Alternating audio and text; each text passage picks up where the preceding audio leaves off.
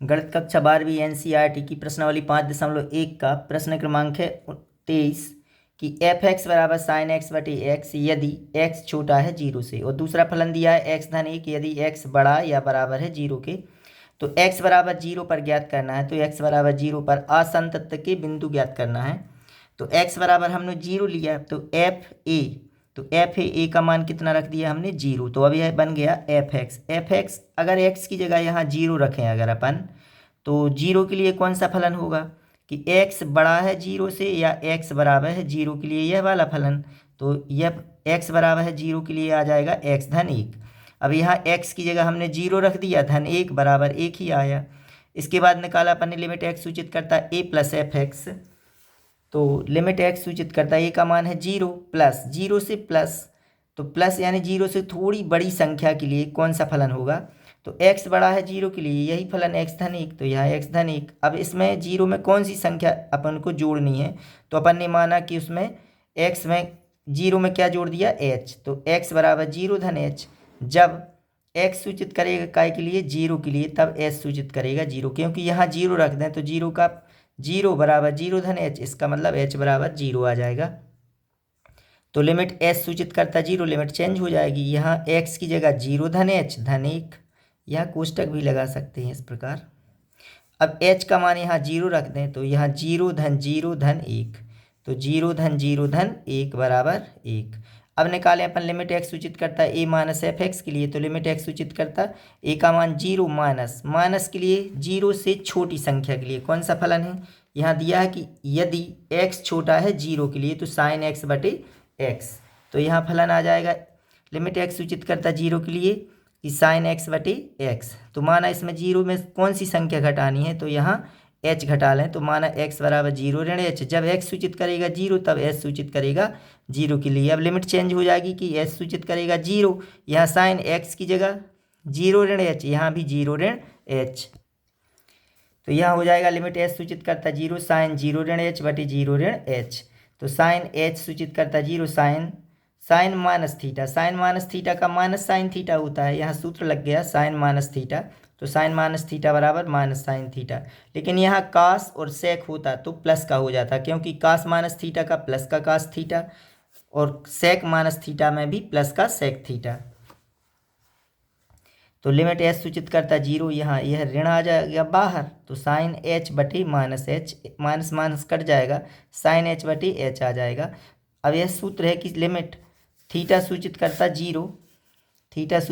Zero, तब sine theta बटे theta बराबर 1, तो यहाँ लिमिट एच सूचित करता जीरो साइन एच बटे एच का मान हो जाएगा 1। तीनों मान बराबर आ रहे हैं कि चूंकि लिमिट एक्स सूचित करता ए प्लस एफ एक्स बराबर लिमिट एक्स सूचित करता ए माइनस एफ एक्स बराबर एफ है, इसलिए एक्स बराबर जीरो पर फलन सतत है, इसलिए all x belongs to R के लिए फलन एफ सतत है, अतः असतत का कोई भी बिंदु नहीं है। इसका प्रश्न क्रमांक 24 है कि एफ एक्स बराबर एक्स वर्ग साइन 1/x यदि एक्स बराबर नहीं है जीरो और जीरो यदि एक्स बराबर जीरो। तो एफ एक्स बराबर एक्स वर्ग साइन 1/x यदि एक्स बराबर नहीं जीरो और यहाँ जीरो यदि एक्स बराबर जीरो, इसे हल करें तो एक्स बराबर जीरो पर, क्योंकि यहाँ जीरो दिया है, एक्स बराबर जीरो पर ज्ञात करें, तो एफ ए बराबर एफ जीरो। अब एफ जीरो अगर एक्स की जगह हम जीरो रखें तो कौन सा फलन होगा, एक्स बराबर जीरो के लिए जीरो है, तो यह जीरो आ गया। लिमिट एक्स सूचित करता है ए प्लस एफ एक्स बराबर लिमिट एक्स सूचित करता है जीरो प्लस, क्योंकि ए का मान जीरो लिया, प्लस के लिए जब यह बराबर नहीं है, इसका मतलब जीरो से छोटी संख्या के लिए भी यही फलन है और जीरो से बड़ी संख्या के लिए एक्स वर्ग साइन 1/x यह फलन दिया है, सिर्फ जीरो के लिए यह फलन।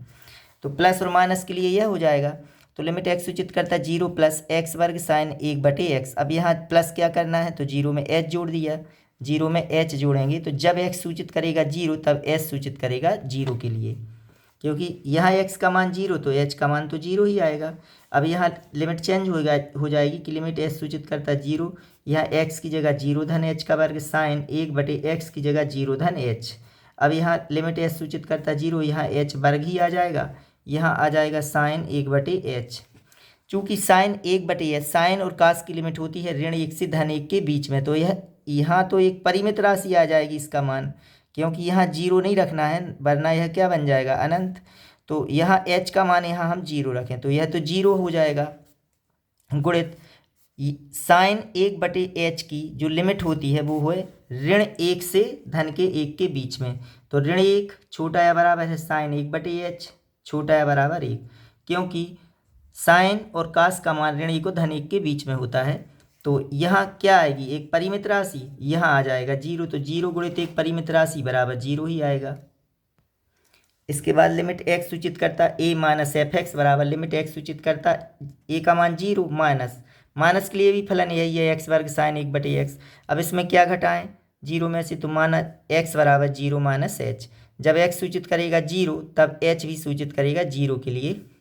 तो लिमिट s सूचित करता है 0, यहाँ x की जगह 0 माइनस h का होल वर्ग साइन 1/x है तो 1/0 ऋण h। यहाँ तो ऋण ऋण का धन हो जाएगा, साइन 1 माइनस यहाँ आ जाएगा ऋण 1/h। तो साइन माइनस थीटा का माइनस साइन थीटा, तो माइनस बाहर निकाल लें। यहाँ लिमिट h सूचित करता है 0, यह h वर्ग और साइन 1/h। फिर वही यहाँ h का मान 0 रखेंगे तो 0 आएगा, लेकिन साइन 1/h का मान ऋण 1 और धन 1 के बीच में आएगा, तो यह एक परिमित राशि आएगी। इसका इसमें गुणा होगा तो क्या आ जाएगा 0। तो लिमिट x सूचित करता है a प्लस एफ एक्स बराबर है लिमिट x सूचित करता है a माइनस एफ एक्स बराबर f है, इसलिए x बराबर 0 पर फलन f x सतत है। इसका 25वां क्वेश्चन दिया है कि एफ एक्स बराबर sine x minus cos x यदि x बराबर नहीं है 0 के और ऋण 1 यदि x बराबर 0। इसका मतलब जब हम x बराबर 0 लेंगे तो यह फलन, और 0 से प्लस और 0 से माइनस के लिए यह वाला फलन, माइनस और प्लस के लिए sine x minus cos x, लेकिन x बराबर 0 के लिए ऋण 1। तो यहाँ x बराबर 0 पर तो f है, तो f है a का मान यहाँ क्या रखा 0। जब 0 लेंगे x बराबर 0 तो आ जाएगा ऋण का 1, यह ऋण का 1 है। लिमिट x सूचित करता है a प्लस एफ एक्स बराबर, तो अब प्लस लिया यहाँ तो लिमिट x सूचित करता है 0 प्लस के लिए sine x minus cos x. जब x में यहाँ क्या जोड़ें, x बराबर 0 धन h। जब x सूचित करेगा 0 तब h सूचित करेगा 0 के लिए, क्योंकि यहाँ 0 रख दें अगर हम यहाँ तो h का मान तो 0 ही आएगा। तो यहाँ लिमिट चेंज हो जाएगी, साइन लिमिट h सूचित करता है 0 साइन x में क्या जोड़ना है 0 धन h, x में यहाँ 0 धन h, तो साइन 0 प्लस h h ही आएगा, कास h ही आएगा यहाँ। तो यह बन जाएगा लिमिट h सूचित करता है 0 साइन h ऋण कास h। h का मान अगर हम 0 रख दें यहाँ भी 0 और यहाँ 0, तो साइन 0 का मान 0 कास 0 का मान 1 होता है, तो यहाँ ऋण का 1, तो यह भी ऋण 1 आ गया। लिमिट x सूचित करता है a माइनस एफ एक्स बराबर लिमिट x सूचित करता 0 माइनस के लिए भी यही फलन दिया था, तो sine x minus cos x। तो माना x बराबर यहाँ क्या घटाना है 0 में से h, तो जब x सूचित करेगा 0 के लिए तब h सूचित करेगा 0 के लिए। तो लिमिट h सूचित करता 0 साइन 0 ऋण h माइनस कास 0 ऋण h, क्योंकि x की जगह हमको 0 ऋण h रखना है। तो यहाँ हो जाएगा कि लिमिट h सूचित करता 0 साइन यहाँ 0 ऋण h यानी माइनस का h ही आएगा, यहाँ ऋण कास 0 ऋण h यानी माइनस h। अब यहाँ साइन माइनस थीटा को, साइन माइनस थीटा बराबर minus sine theta, sine minus theta बराबर माइनस साइन थीटा, लेकिन यहाँ कास माइनस थीटा बराबर होता है प्लस का कास थीटा, कास माइनस थीटा में प्लस का कास, तो यहाँ तो माइनस है यह प्लस का हो जाएगा। अब यहाँ लिमिट रखें तो h का मान क्या रखना है हमको 0, तो यहाँ ऋण साइन 0 ऋण कास 0, तो ऋण साइन 0 कास 0, साइन 0 का मान 0 कास 0 का मान 1, तो यहाँ हो जाएगा ऋण का 1। तीनों बराबर आ रहे हैं, चूंकि लिमिट x सूचित करता है प्लस एफ एक्स बराबर लिमिट x सूचित करता है माइनस एफ एक्स बराबर f है, इसलिए x बराबर 0 पर फलन एफ एक्स संतत है। इसका प्रश्न 26 बहुत ही मोस्ट क्वेश्चन है परीक्षा के लिए कि एफ एक्स बराबर के कास एक्स बटे पाई ऋण 2x यदि x बराबर नहीं है पाई बटे 2 और 3 यदि x बराबर पाई बटे 2। तो x बराबर पाई बटे 2 पर तो 3 है फलन, लेकिन बराबर नहीं, इसका मतलब पाई बटे 2 से बड़ी संख्या या पाई बटे 2 से छोटी संख्या, इसके लिए यह वाला फलन दिया है। तो यहाँ पाई बटे 2 पर हल करें तो x बराबर पाई बटे 2 पर या x बराबर पाई बटे 2 पर हल करें तो f है, तो f ही बराबर f a का मान पाई बटे 2, तो पाई बटे 2 जब x का मान पाई बटे 2 रखेंगे तो कितना आ रहा है 3, तो यह 3 है। अब इसके बाद लिमिट x सूचित करता a प्लस एफ एक्स बराबर प्लस के लिए और माइनस के लिए फलन हो जाएगा यह वाला। तो लिमिट x सूचित करता पाई बटे 2, a का मान पाई बटे 2 लिया है अपन ने, तो पाई बटे 2 प्लस, जब प्लस के लिए कौन सा फलन है के कास एक्स बटे पाई ऋण 2x, तो प्लस क्या करना है पाई बटे 2 में कौन सी संख्या जोड़ें, तो माना x बराबर पाई बटी 2 धन h, इसमें h जोड़ लिया। जब x सूचित करेगा पाई बटी 2, अगर यहाँ पाई बटी 2 इसका पक्षांतर तो h का मान 0 आ जाएगा। तब s सूचित करेगा 0 के लिए, तो यहाँ लिमिट चेंज हो जाएगी कि s सूचित करता है 0। यहाँ यह k कास ज्यों कहते हो x का मान पाई बटी 2 धन h, यहाँ पाई ऋण 2 x का मान पाई बटी 2 धन h, 2 का इसमें गुणा करते हैं तो k, यहाँ कास, यहाँ के ज्यों कहते हो कास 90 प्लस थीटा, कास 90,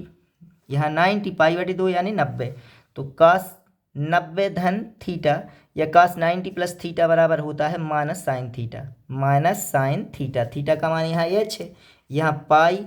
पाई ज्यों कहते हैं ऋण 2 का जब इसमें गुणा करेंगे 2 से 2 कट जाएंगे तो ऋण के पाई, यहाँ ऋण के 2h, तो यहाँ पाई से पाई कट गया तो ऋण के साइन h बटे ऋण के 2h, ऋण ऋण कट गया। अब यहाँ बच जाएगा कितना, k साइन h बटे 2h, तो यहाँ साइन h बटे h बचा है और k बटे 2 बाहर कर दें अपन, तो k बटे 2 बाहर कर दिया यह वाला, लिमिट h सूचित करता 0, यहाँ साइन h बटे h। अब यह सूत्र बन गया कि लिमिट थीटा सूचित करता 0, साइन थीटा बटे थीटा बराबर क्या होता है 1, यहाँ थीटा है तो यहाँ भी थीटा कर सकते हैं, यहाँ थीटा या यहाँ h सूचित करता 0, यहाँ s सूचित करता 0 बराबर s सूचित करता 0 साइन h बटे h बराबर भी 1, तो लिमिट s सूचित करता 0 साइन h बटे h का मान हो जाएगा 1, यहाँ k बटे 2, k बटे 2 में 1 का गुणा होगा तो k बटे 2 ही आएगा। तो यहाँ लिमिट x सूचित करता a माइनस एफ एक्स के लिए, तो लिमिट x सूचित करता पाई बटी 2, ऋण ऋण के लिए भी यही फलन दिया है कि कास x बटी पाई माइनस 2x, तो माना x बराबर पाई बटी 2 ऋण h, जब x सूचित करेगा पाई बटी 2 यहाँ, तब इसका पक्षांतर तब s सूचित करेगा 0 के लिए, तो लिमिट यहाँ चेंज हो जाएगी, h सूचित करता 0, यहाँ k कास पाई बटी 2 ऋण h, x का मान कितना रख दिया पाई बटी 2 ऋण h। इसी प्रकार यहाँ भी पाई ऋण 2, x का मान पाई बटी 2 ऋण h, तो कास 90 माइनस थीटा का प्लस का साइन थीटा हो जाएगा, यहाँ तो ज्यों का त्यों लिखा अभी, यहाँ 2 का इसमें गुणा कर दें तो k कास पाई बटी 2 ऋण h बटी पाई ऋण 2 पाई बटी 2 ऋण h। अब यहाँ सूत्र लगा दें कि कास 90 माइनस थीटा का हो जाएगा साइन थीटा यानी साइन h, और यहाँ पाई ज्यों का त्यों, इसमें 2 का गुणा 2 से 2 कट जाएंगे, ऋण की पाई ऋण ऋण का धन का 2h, जे और जे कट गए, यहाँ साइन h के साइन h बटे 2h, के बटे 2 फिर बाहर कर दिया तो यहाँ बच जाएगा लिमिट s सूचित करता 0 साइन h बटे h, इसका मान फिर से क्या हो जाएगा 1 ही। यह सूत्र फिर लग गया कि लिमिट थीटा सूचित करता 0 साइन थीटा बटे थीटा बराबर 1, तो k बटे 2 का 1 में गुणा तो k बटे 2 ही आएगा। चूँकि x बराबर पाई बटे 2 पर फलन क्या है सतत, दिया है कि पाई बटे 2 पर फलन है सतत है,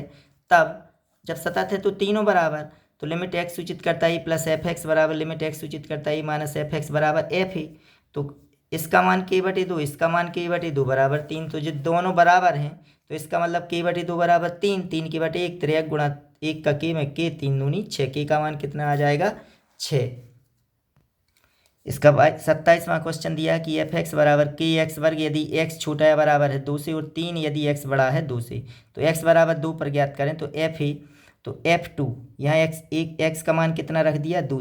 तो जब यहाँ 2 तो x बराबर 2 के लिए कौन सा फलन हो जाएगा यह वाला, तो के एक्स वर्ग, तो के एक्स वर्ग तो के एक्स का मान 2, 2 का वर्ग 4, तो 4 के आ जाएगा। इसके बाद लिमिट x सूचित करता है a प्लस एफ एक्स बराबर लिमिट x सूचित करता है a का मान 2 है, प्लस के लिए कौन सा हो जाएगा जब x बड़ा है 2 से तो 3, तो यह 3 ही, तो माना x बराबर 2 धन h, क्या जुड़ा है इसमें 2 में h, तो जब x सूचित करेगा 2 तब s सूचित करेगा 0 के लिए, तो यहाँ तो 0 ही आएगा, तो लिमिट s सूचित करता 0, यह फलन तो 3 ही है। अब यहाँ h तो है नहीं कि जी मान रख दें, तो h का मान 0 रखना था लेकिन h ही यहाँ है नहीं, तो सिर्फ 3 ही आएगा।